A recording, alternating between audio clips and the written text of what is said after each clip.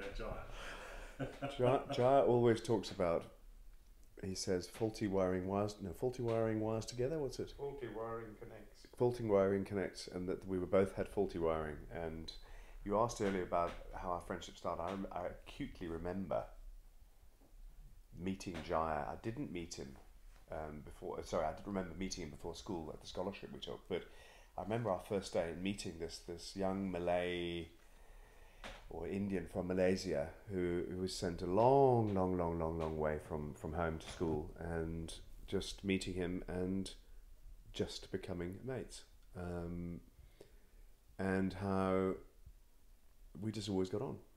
And we were very, very different and in terms of school, but we were linked by one thing, that we both were in the same form, and so we spent all our time together in maths and biology and chemistry. But I was the only one also who would do the crazy things that you would ask me to. Yeah. Not many people would actually, most people would question or run away from the stuff that Thoby would ask them, you know, for example, going on a moped with a riding helmet. Yes. Now, we've had some adventures, Jar and I. I introduced him to farm life down in Kent, in weaponry. I taught him how to shoot, but after his first lesson we decided that was probably too dangerous, so we should probably stop. I think I taught him to drive Land Rovers. I threw him out of Land Rovers, threw him into Land Rovers. I put you on exotic farm machinery. I think I probably had you ploughing fields, driving combine harvesters maybe at some point. You had me running away from air gun pellets whilst you played that that game, what's it called? What, shoot the guy running away with an air gun? Yeah. They do things like this at the army, guys, you know. No, This is probably illegal now, isn't it? Paintballing. Paintballing. That's it. But instead of paintball, I think a member of your family started using air guns, and so. That's right. Yes. He added to the drama by using an air pistol to shoot air pellets at us whilst we were playing paintball. Yes. Which was an interesting experience for you, John, I think. Interesting and also very deconstipating, shall I say.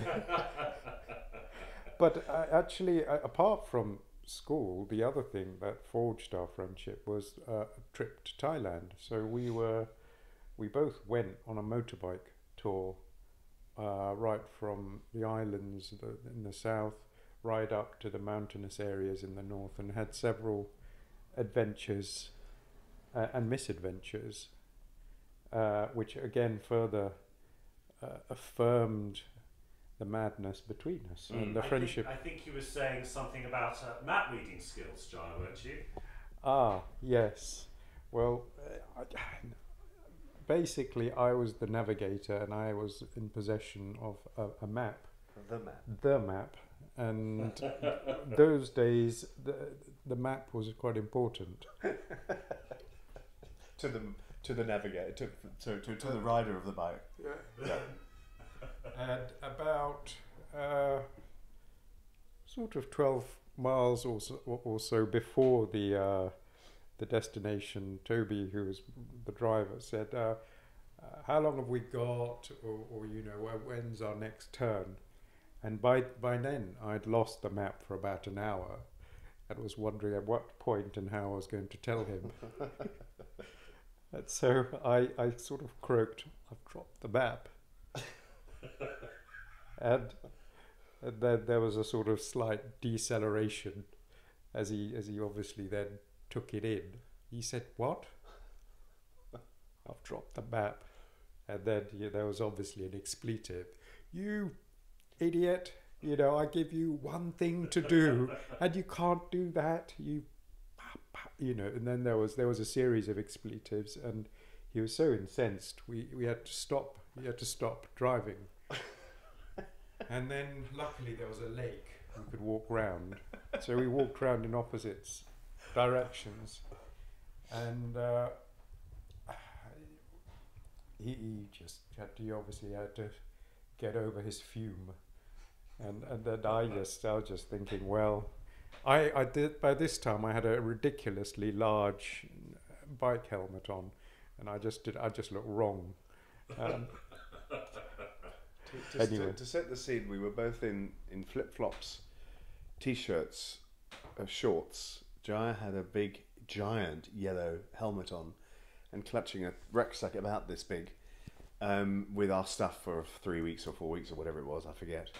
And we were in the middle of the north of Thailand, 2 19-year-old kids riding around. I had no helmet because, of course, that's a sensible thing to do when you're riding a motorcycle. It was just a rucksack and a map, and then it just became a rucksack. Thank God Jaya made it this far, eh? Yeah.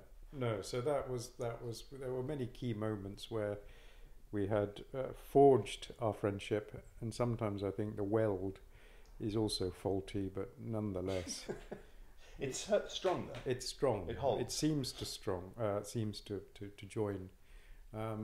But no, it was amazing to be able to do this project, and without Thoby, this project wouldn't have been realised. My dream wouldn't have been realised.